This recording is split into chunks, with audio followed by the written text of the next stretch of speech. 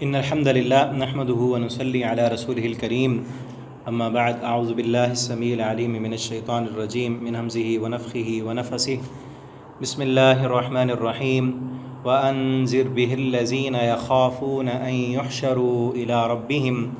ليس لهم من دونه ولي ولا شفيع لعلهم يتقون۔ تفسیر القرآن کے سبق میں آج انشاءاللہ سورۃ الانعام رکوع نمبر 6 پڑھیں گے ہم۔ وَأَنذِرْ بِهِ الَّذِينَ، اور آپ ڈرائیں بھی اس سے، الَّذِينَ ان لوگوں کو جو یخافون ڈرتے ہیں، ان یحشروا کہ وہ سب اکٹھے کیے جائیں گے، الی ربہم اپنے رب کی طرف، لیس لہم من دونہ نہیں ہے ان کے لیے، من دونہ اس کے علاوہ، ولی کوئی مددگار، ولا شفیع اور کوئی سفارشی، لعلہم یتقون تاکہ وہ سب ڈر جائیں۔ ولا تطرد الذین، اور نہ آپ دور کریں ان لوگوں کو، یدعون وہ سب جو پکارتے ہیں، ربہم اپنے رب کو، بالغداۃ صبح کے وقت، والعشی اور شام کو، یریدون وہ سب چاہتے ہیں، وجہا اسی کی خوشنودی کو، ما علیکا نہیں ہے آپ پر، من حسابہم ان کے اعمال کے حساب سے، من شیء کوئی چیز، وما من حسابکا اور نہ آپ کے حساب سے، علیہم ان پر ہے، من شیء کوئی چیز، فتطردہم کہ پس آپ دور کریں انہیں، فتکونا تو آپ ہو جائیں گے، من الظالمین ظالموں میں سے، وکذالک اور اسی طرح، فتنا ہم نے آزمایا، بعضہم ان میں سے بعض کو، ببعض بعض سے، لیقولوا تاکہ وہ سب کہیں، اہؤلاء کیا یہی ہیں وہ لوگ، من اللہ کہ جن پر احسان کیا اللہ نے، علیہم ان پر، من بیننا ہمارے درمیان میں سے، الیس اللہ باعلم بالشاکرین کیا نہیں ہے اللہ تعالیٰ باعلم خوب جاننے والا، بالشاکرین سب شکر کرنے والوں کو۔ وَإِذَا جَاءَكَ الَّذِينَ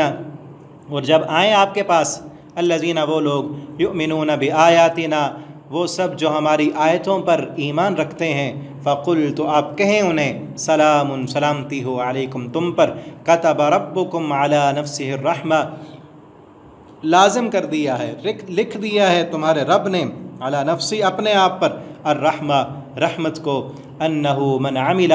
یقینی بات ہے کہ جو بندہ بھی عمل کرے گا، منکم تم میں سے، سوءا برا، بجہالت جہالت کی وجہ سے، ثم تابا پھر اس نے توبہ کی،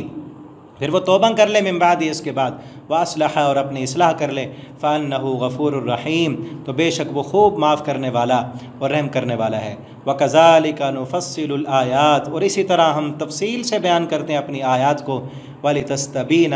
سبیل المجرمین اور تاکہ واضح ہو جائے مجرموں کا راستہ۔ یہاں تک رکوع کمپلیٹ ہوا۔ آج کا رکوع انتہائی اہم ہے، مختصر بھی ہے اور انتہائی اہم ہے۔ پچھلے رکوع کو آپ تھوڑا سا ذہن میں رکھیں، اس کی آخری جو آیت تھی، آپ صلی اللہ علیہ وسلم نے فرمایا کہ میرے پاس علم غیب نہیں، میں اللہ کے خزانوں کا مالک نہیں ہوں اور نہ ہی میں فرشتہ ہوں۔ تو وہاں پر میں نے ایک سوچ بتائی تھی آپ کو پچھلے سبق میں، کہ اس وقت بھی کافروں کی سوچ یہ تھی کہ دنیا کی دولتیں اور فراوانیاں اللہ کا انعام ہیں، اور اگر اسلام بھی اللہ کا انعام ہے تو پھر ان کو ملتا جن کے پاس دولت ہے، جن کے پاس پیسہ ہے، مال و دولت کی فراوانی ہے، تو یہ ان کو ملتا نا۔ لیکن ہوا کیا، اللہ کے ہاں یہ معیار نہیں ہے دنیا، اللہ دل دیکھتے ہیں، اللہ تعالیٰ نے دنیا نہیں دیکھنی، اور نہ ہی یہ دنیا اللہ کے ہاں کسی مچھر کے پر کے برابر بھی اس کی حیثیت نہیں ہے، اس لیے اللہ تعالیٰ نے دل دیکھنے ہیں، دنیا اللہ سب کو دے دیتے ہیں۔ لیکن اس وقت کے کافروں کے ذہنوں میں یہی تھا کہ یہ، اور آج بھی ایسے ہے کہ جس کے پاس مال و دولت ہے، فراوانی ہے، لوگ اس کو اچھا سمجھتے ہیں، اللہ اس پر سمجھتے ہیں اس پر بڑا اللہ کا فضل ہے، انعام ہے، یوں ہے۔ ہاں، اس دنیا کے ساتھ ساتھ اگر دین بھی ہے اس کے پاس، اللہ کا فرما بردار ہے، تو دنیا اللہ کی رحمت ہے، اور اگر اللہ کا فرما بردار نہیں ہے، نمازی نہیں ہے، دیندار نہیں ہے، بے دین ہے، تو سمجھ لو کہ دنیا اللہ رب العالمین کی طرف سے ڈھیل ہے، اور ان قریب اس پر اللہ کی پکڑ آئے گی۔ تو اس وقت اس کے جواب میں مزید اب آگے آ رہا ہے کہ آپ صلی اللہ علیہ وسلم کے پاس بھی کوئی دنیا کی دولتیں اور خزانے نہیں تھے، اور آپ صلی اللہ علیہ وسلم پر اسلام لانے والے، آپ کو رسول ماننے والے، ایمان قبول کرنے والے جو سب سے اول لوگ تھے، وہ سب بھی غریب تھے، وہ سب فقراء تھے، اکثر ان میں غلام تھے، ٹھیک ہے نا۔ اب ان لوگوں نے، سرداروں نے، بڑوں نے جب دیکھا تو یہ تو سارے غلام ہیں، آپ صلی اللہ علیہ وسلم جو ہے سرداروں کے پاس جاتے، آپ صلی اللہ علیہ وسلم کا دل تھا کہ سارے مسلمان ہو جائیں، اور ایک مرتبہ ان سرداروں نے آپ صلی اللہ علیہ وسلم سے مطالبہ کیا کہ ہم آتے ہیں آپ کے پاس، آپ کی مجلس میں، آپ کی محفل میں، لیکن یہ جو غریب غربا آپ کے ارد گرد ہیں، آپ کے قریبی ہیں، ان کو آپ ہماری مجلس سے اٹھائیں، آپ اپنی مجلس سے ان کو اٹھا دیں، ہمارے لیے الگ سے مجلس ہونی چاہیے۔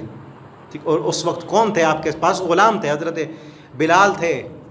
حضرت سلمان فارسی تھے، صہیب رومی تھے، سلمان فارس سے چل کے آئے، صہیب رومی روم سے چل کے آئے، اور بھی کئی غلام تھے۔ تو وہ خود بیان کرتے ہیں، وہ کہتے ہیں ہم آپ صلی اللہ علیہ وسلم کی مجلس میں تھے، اور ان بڑے بڑے سرداروں، ان چودھریوں نے آ کر کہا کہ ان کو اٹھائیں، ہمارے لیے الگ سے مجلس ہو۔ آج بھی ہم دیکھیں نا کہ دنیا دار لوگ جن کے پاس پیسہ ہے، دولت کے انبار ہیں، وہ بھی آج چھوٹے لوگوں کے ساتھ بیٹھنا نہیں چاہتے، ان کے لیے الگ سے جو ہے سارا پروٹوکول ان کے لیے الگ سے ہوتا ہے، ان کے رہنا، ان کی جو ہے پروٹوکول، آنا جانا، ان کی سواریاں، ان کے کھانے، ان کے انتظامات سب۔ اور پھر یہ بھی ہے نا، دنیا کے بڑے لوگ ان کے جو ساتھ رہنے والے لوگ ہوتے ہیں نا، جیسے ان کے ڈرائیور ہو گئے، ان کے گارڈ ہو گئے، چوکیدار ہو گئے، ان کے ملازم ہو گئے، ان کے ساتھ بھی وہ کس طرح کا سلوک کرتے ہیں۔ کچھ دیندار لوگ ہوں، وہ تو اللہ کا ڈر ہوتا ہے ان میں، ورنہ کیا ہے کہ ان کو اور اپنے جانوروں کو، کتے رکھے ہوتے ہیں نا انہوں نے، وہاں پر اپنے ملازموں کو بٹھایا ہوتا ہے۔ کیا ہے یہ؟ دنیا کی سوچ ہے دنیا والوں کی، اور اس وقت کے دنیا داروں کی بھی یہی سوچ تھی کہ یہ غریب غربا ان کے ساتھ بیٹھے ہوئے اچھے نہیں لگتے۔ آج بھی دنیا داروں نا کسی فقیر کے ساتھ، کسی مزدور کے ساتھ، اور کسی جو ہے غریب آدمی کے ساتھ بیٹھنا اپنے لیے توہین سمجھتے ہیں، لیکن جو دین والے ہوں وہ اس طرح نہیں کرتے، ان کے دل میں اللہ کا ڈر ہوتا ہے، وہ انسان، سب کو انسان سمجھتے ہیں۔ اور مجھے یاد آیا ابھی، اللہ کی طرف سے ذہن میں بات آ جاتی ہے، میں نے دیکھا ویڈیو میں، میں نے دیکھا امام کعبہ شیخ عبد الرحمن السدیس حفظہ اللہ تعالیٰ، اللہ تعالیٰ ان کی حفاظت فرمائے، اللہ ان کے ایمان کو مزید جو ہے بلند کرے، اور پوری امت کے اس وقت پوری امت کے امام ہیں وہ، ان کو میں نے دیکھا ویڈیو میں، رمضان کا موقع ہے اور وہ آ رہے تھے نماز کے لیے، اور افطاری کا وقت ہو گیا،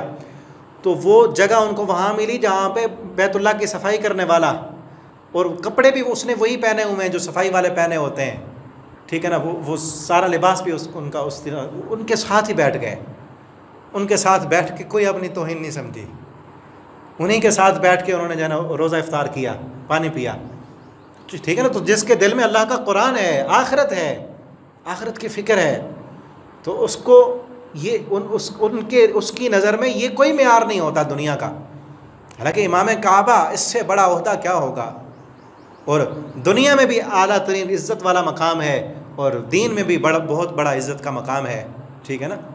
اللہ رب العالمین ہمیں بھی وہاں پر اپنے گھر میں بار بار نمازیں پڑھنے کی، طواف کرنے کی، وہاں بیٹھ کے آب زمزم پینے کی توفیق دیں۔ تو بات جو میں کر رہا تھا وہ اصل یہ ہے کہ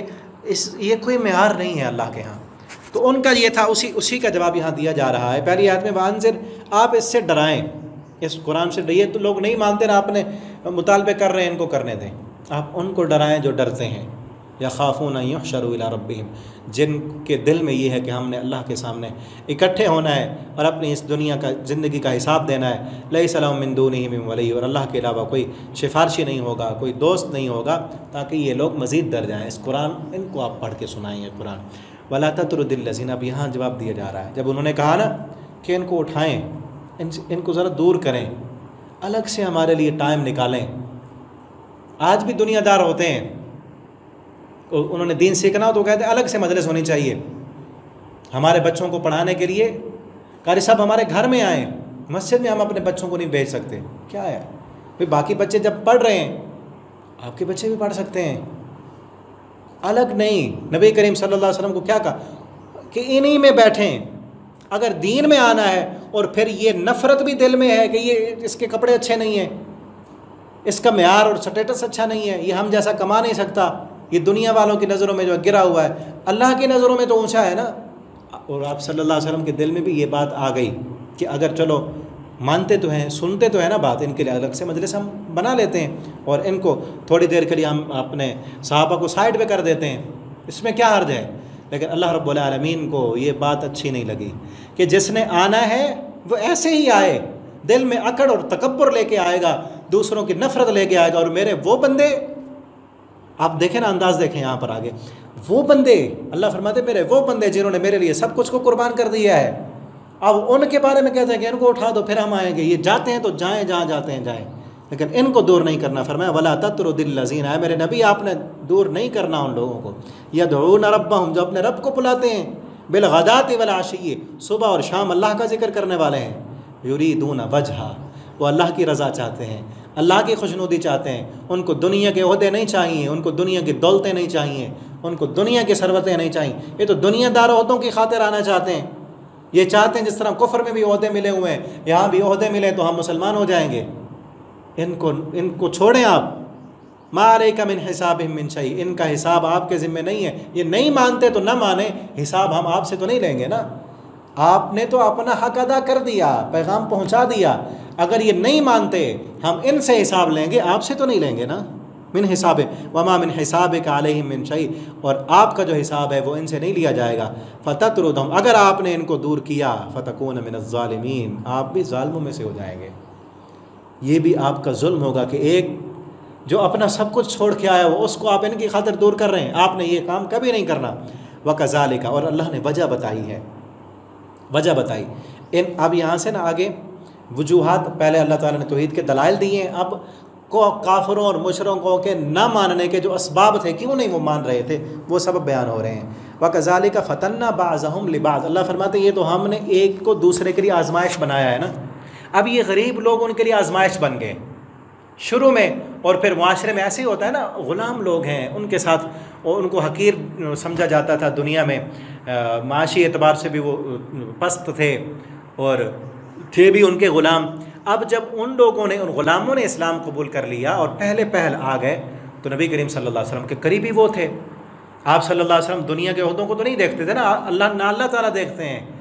آپ نے تو اپنے غریب دوستوں کو قریب کیا، اب وہ آپ کے قریبی تھے، اب یہ دنیا کے سردار چاہتے تھے کہ قرب ہمیں ملے، اور قرب انہوں نے پہلے لیا ہوا تھا، اس لیے وہ کہتے ہیں ان کو دور کرو۔ آزمائش بن گئی کہ یہ لوگ کیسے بڑے بن گئے، یہ آگے کیسے آگے تو ہمیں آنا چاہیے تھا، لیکن اس وقت اڑے رہے دنیا کی خاطر، دولتوں کی خاطر، عہدوں کی خاطر، اور پھر اللہ نے فرمایا یہی تو آزمائش ہے نا ان کے لیے، لیقولوا، تاکہ یہ کہیں اہؤلاء من اللہ علیہم من بیننا، یہی لوگ ہیں جن پر اللہ نے انعام کیا ہے، کہ اگر یہ دین اسلام یہ دولت ہے، یہ انعام ہے اللہ کی، واقعتاً اسلام انعام ہے، اس سے بڑا اللہ رب العالمین کا فضل و کرم اور کیا ہوگا کہ اللہ ایمان کی دولت سے مالا مال کر دیں۔ اور وہ لوگ جن کے ذہنوں میں دنیا کی محبت رچ بس چکی تھی، وہ سمجھتے تھے کہ دنیا انعام ہے، اور وہ کہتے کہ اگر یہ اللہ کا انعام ہے، یہ ایمان، یہ اسلام اللہ کی طرف سے فضل و کرم ہے، تو کیا اللہ نے فضل و کرم انہی لوگوں پہ کرنا تھا جو معاشرے کے پیچھے ہوئے لوگ ہیں، جو غریب ہیں، جن کے پاس پہننے کے لیے کپڑے نہیں، پاؤں میں جوتا نہیں، پھٹے پرانے کپڑے انہوں نے پہنے ہوئے ہوتے ہیں، معاشرے میں کوئی ان کو مقام نہیں دیتا، کوئی اپنے مجلس میں ان کو بٹھانا نہیں چاہتا، ان پر اللہ نے انعام کیا ہے۔ ہؤلاء من اللہ علیہم من بیننا، کہ اللہ نے انہیں پر انعام کرنا تھا۔ ہائے، دنیا داروں کی سوچ یہی ہوتی ہے، اور آج بھی جو قرآن پڑھنے والے ہوں، جو دین پر چلنے والے ہوں، اور فقراء ہوں، اور اکثر آپ صلی اللہ علیہ وسلم نے فرمایا تھا کہ دین غربت سے پھیلا ہے، غلام تھے شروع میں بھی، اور غریبوں میں ہی رہے گا، مال و دولت کی ثروتوں کی وجہ سے لوگ رب کو بھول جاتے ہیں،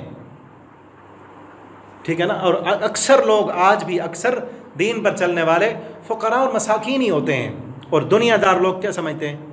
دیکھو پسے ہوئے لوگ ہیں، فقراء ہیں اور معاشرے کے گرے ہوئے لوگ ہیں، ان کو کوئی جو ہے نا عقل نہیں، کوئی شعور نہیں، کوئی جو ہے ان کو بلندی نہیں، دنیا کی دولتیں نہیں کما سکتے، ان کے پاس اعلیٰ ذہن نہیں، کیا قسم کی باتیں کی جاتی ہیں، جبکہ اللہ تعالیٰ ان چیزوں کو نہیں دیکھتے۔ اللہ کا فضل، یہ انعام اصل یہ ہے کہ انسان ایمان کی دولت سے مالا مال ہو۔ یہ دنیا، یہ دولتیں، یہ ثروتیں اللہ کافروں کو بھی دے دیتے ہیں، اور ایمان کے ساتھ ساتھ دولت بھی ہے، اچھا رزق ہے، اچھا کاروبار ہے، اچھا گھر ہے، اچھی گاڑی ہے، تو اللہ کا فضل ہے اور انعام ہے، اللہ کا شکر ادا کریں، ٹھیک ہے نا۔ اب آگے اور مزید کیا کہا اگلی آیت میں دیکھیں،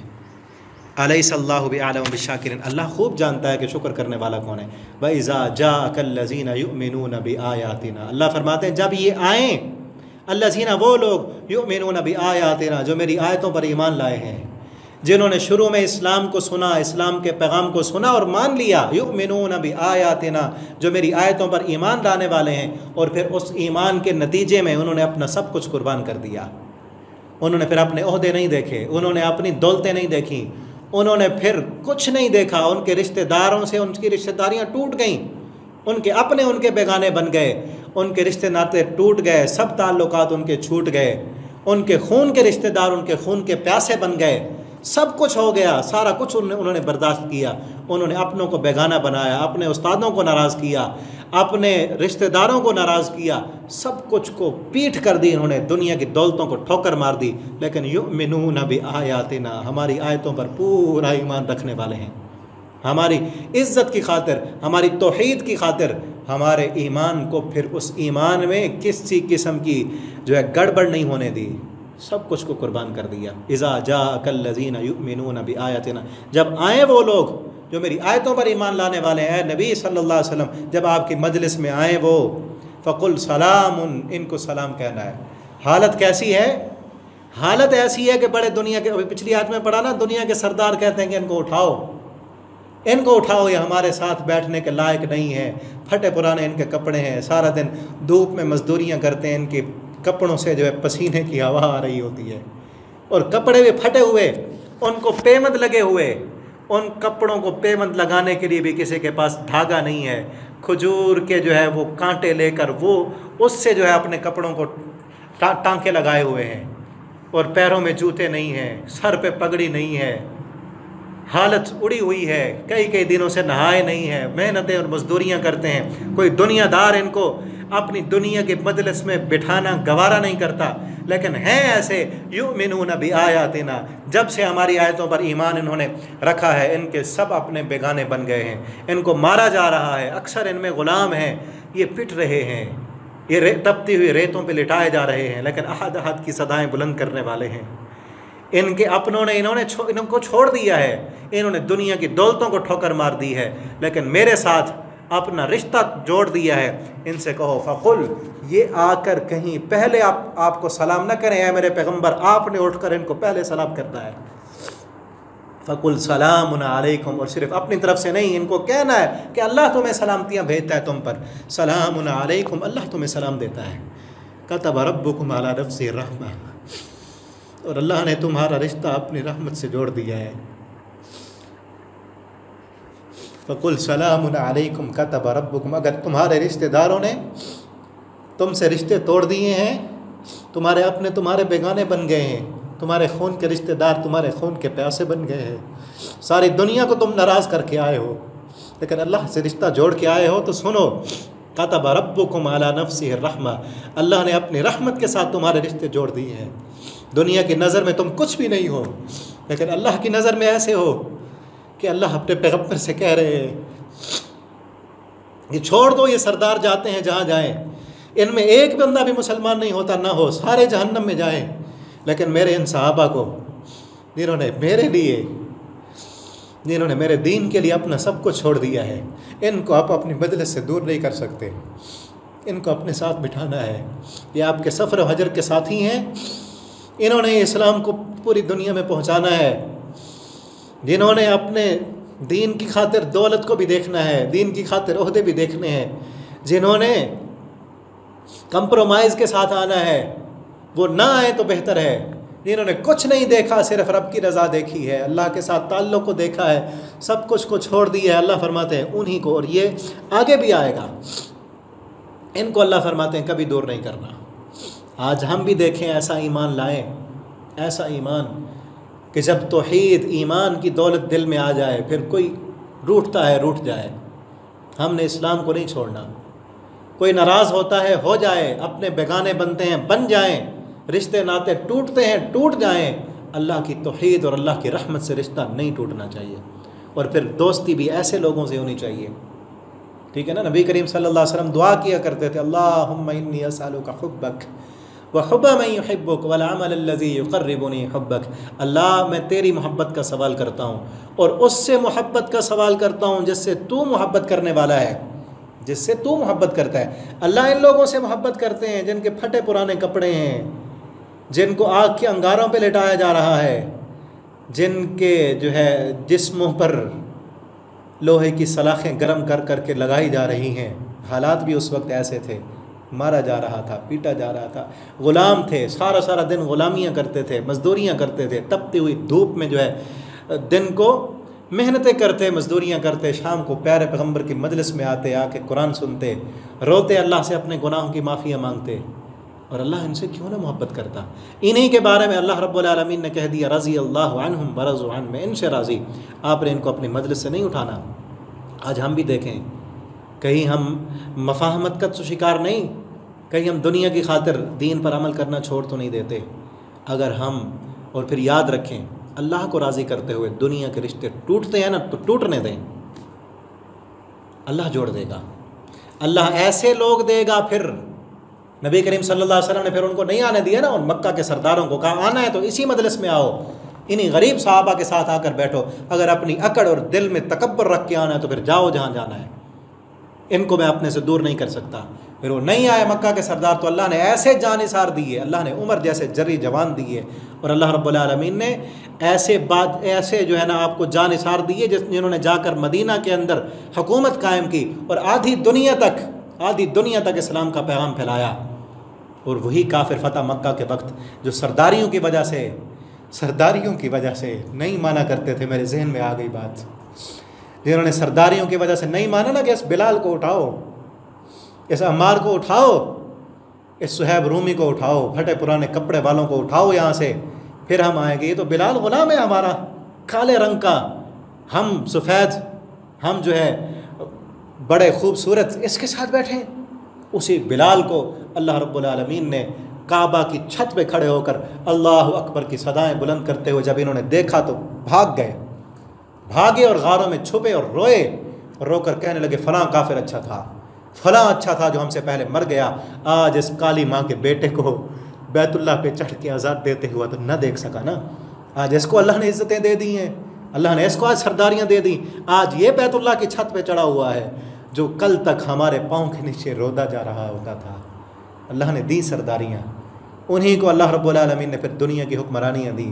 جنہوں نے رب کے ساتھ اپنا تعلق جوڑا اور ساری دنیا سے اپنا تعلق توڑ دیا۔ فَقُلْ سَلَامٌ عَلَيْكُمْ كَتَبَ رَبُّكُمْ عَلَى نَفْسِهِ الرَّحْمَةِ، آگے بھی خوشخبریاں دے دو، أَنَّهُ مَنْ عَمِلَ مِنْكُمْ سُوءًا، ان میں کئی ایسے ہیں جنہوں نے گناہ کیے ہیں،